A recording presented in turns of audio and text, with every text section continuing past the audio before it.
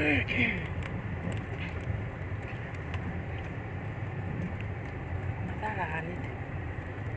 deh, kalau ini kita fokus. Nabi putih zaman nama ia putih define iki. Oke.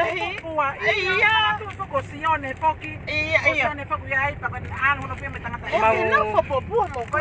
Mau na kata pia iwa na matoka ka ole wa. Foken ki office ke fai ki fa ma opo e. Ari mau ko mafoki man. Anga we ko no ku na to ko no fa ko ka ma to ki lele atu ai ke o a ki e fale I hole va.